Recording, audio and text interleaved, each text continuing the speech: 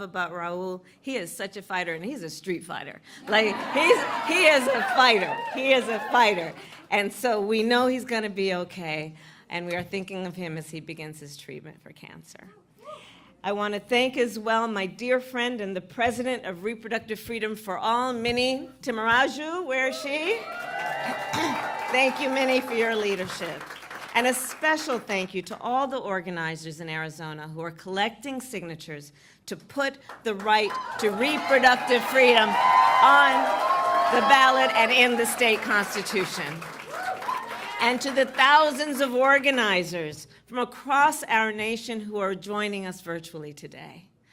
And I also want to thank the Secretary of State, Adrian Fontes, and all the other leaders of the Arizona State Legislature, including, of course, Senator Eva Bursch, who so bravely shared her story. Thank you for your incredible courage and determination. Arizona.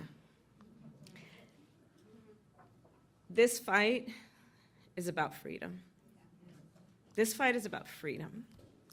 And the freedom that is fundamental to the promise of America. The promise of America is a promise of freedom. In America, freedom is not to be given. It is not to be bestowed. It is ours by right.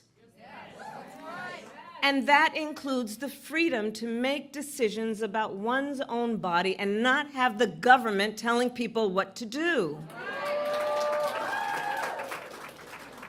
However, as we know, almost 2 years ago, the highest court in our land, the Court of Thurgood and RBG, took a constitutional right that had been recognized from the people of America, from the women of America. And now in states across our country, extremists have proposed and passed laws that criminalize doctors and punish women.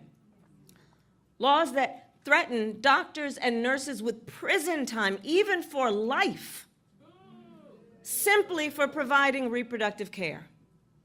And then just this week, here in Arizona, they have turned back the clock to the 1800s to take away a woman's most fundamental right, the right to make decisions about her own body. This decision by the Arizona State Supreme Court now means women here, the women here, live under one of the most extreme abortion bans in our nation. No exception for rape or incest, prison time for doctors and nurses, and abortion made illegal before most women even know they're pregnant. The overturning of Roe was, without any question, a seismic event. And this ban here in Arizona is one of the biggest aftershocks yet. And understand, this law was passed in the 1800s before Arizona was even a state, before women could even vote. What has happened here in Arizona is a new inflection point. It has demonstrated once and for all that overturning Roe was just the opening act, of a larger strategy to take women's rights and freedoms, part of a full-on attack, state by state, on reproductive freedom. And we all must understand who is to blame. Former President Donald Trump did this. During his campaign in 2016, Donald Trump said women should be punished for seeking an abortion. Don't forget that. He said women should be punished. As President Donald Trump handpicked 3 members of the United States Supreme Court because he intended for them to overturn Roe, and as he intended, they did. And now, because of Donald Trump, more than 20 states in our nation have bans. Now, because of Donald Trump, 1 in 3 women of reproductive age in our country live in a state that has a Trump abortion ban. And let us understand the impact of these Trump abortion bans, the horrific reality that women face every single day now in our country. Because since Roe was overturned, we all know the stories, and I'll tell you, I have met women who were refused care during a miscarriage. I met a woman who went to the emergency room and was turned away repeatedly because the doctors were afraid they might be thrown in jail for helping her. And it was only when she developed sepsis that she received care. I visited a clinic in Minnesota and met with courageous, dedicated medical professionals who see clinics like theirs forced to close, denying women across our country access to essential and life-saving care, breast cancer screenings, contraceptive care, PAPs. Donald Trump is the architect of this healthcare crisis. And that is not a fact, by the way, that he hides. In fact, he brags about it. Just this week, he said that he is, quote, proudly the person responsible for overturning Roe. Proudly responsible for the pain and suffering of millions of women and families. Proudly responsible that he took your freedoms. And just minutes ago, standing beside Speaker Johnson, Donald Trump just said the collection of state bans is, quote, working the way it is supposed to.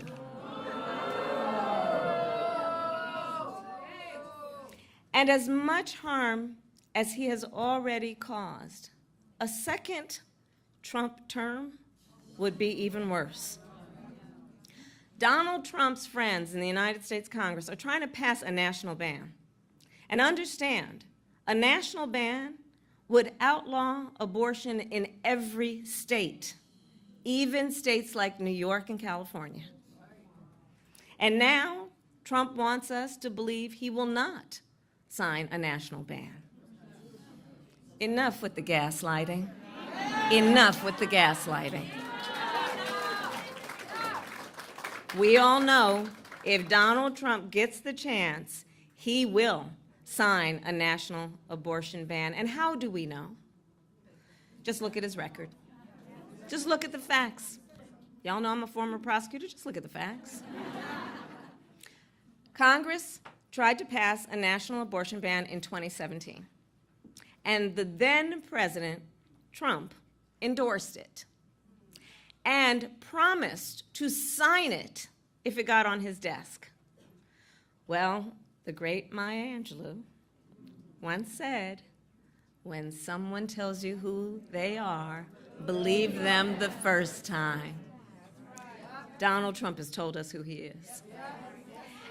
And notice that Team Trump have an additional plan to attack reproductive freedom, a plan that they intend to implement on day one, even without Congress. They want to use another law from the 1800s, it's called the Comstock Act, to ban medication across all 50 states, no matter if it's currently legal or not. So here's what a second Trump term looks like. More bans, more suffering, and less freedom.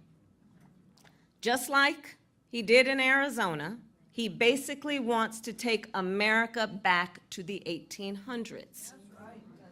But we are not going to let that happen.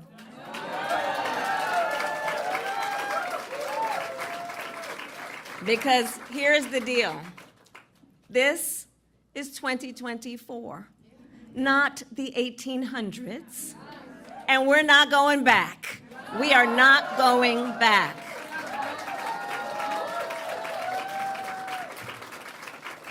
Joe Biden and I trust women to know what is in their own best interest. And women trust all of us to fight to protect their most fundamental freedoms. So Arizona, this November, up and down the ballot, reproductive freedom is at stake. And you have the power to protect it with your vote. It is your power. It is your power that will put this right in the Arizona state constitution and elect a state legislature who will defend freedom, not try to take it away. It is your power that will send leaders like Ruben Gallego to the United States Senate and help secure a majority of members in the United States Congress who simply agree. This is all we want. Simply agree that the government should not be making these personal decisions for other people. And it is your power that will send Joe Biden and me back to the White House.